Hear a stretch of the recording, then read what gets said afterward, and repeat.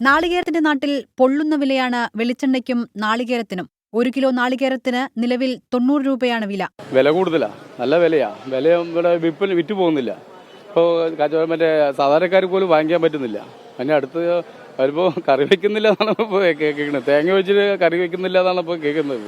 കേരളത്തിൽ 2021-22 ഹെക്ടറിൽ 7412 തേങ്ങയായിരുന്നു ശരാശരി ഉൽപ്പാദിപ്പിച്ചത്. തെങ്ങിനെ ബാധിക്കുന്ന രോഗങ്ങളും കാലാവസ്ഥാ വ്യതിയാനവും കാരണം ഉൽപ്പാദനം 20% വരെ കുറഞ്ഞു. തമിഴ്നാട്, കർണാടക തുടങ്ങിയ സംസ്ഥാനങ്ങളിൽ കരിക്കിന് ഡിമാൻഡ് വർദ്ധിച്ചതും വില ഉയരാൻ കാരണമായെന്ന് നാളികേര വികസന ബോർഡ് ഡയറക്ടർ 24-നോട്.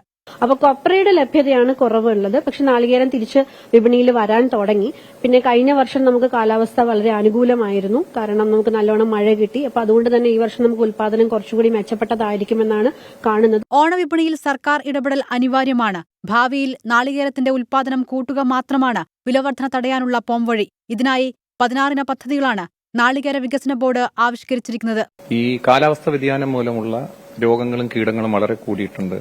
അപ്പൊ നമ്മളിങ്ങനെയുള്ള കൂടുതൽ ഉൽപ്പാദിപ്പിക്കുന്ന മേഖലയിൽ നിന്ന്, അതായത് തമിഴ്നാട്, കർണാടകം പോലുള്ള സ്ഥലങ്ങളിൽ ഏകദേശം 20% ഈ വെള്ളീച്ച പോലുള്ള പ്രാണികൾ, അത് ഇൻവെസീവ് പെസ്റ്റ് ആയിരുന്നു. അതിനെക്കൊണ്ട് ഉൽപ്പാദനം വളരെയേറെ കുറഞ്ഞിട്ടുണ്ട്. ജനുവരിയോടെ പ്രതിസന്ധിക്ക് പരിഹാരം ആയേക്കുമെന്നാണ് വിദഗ്ധരുടെ വിലയിരുത്തൽ.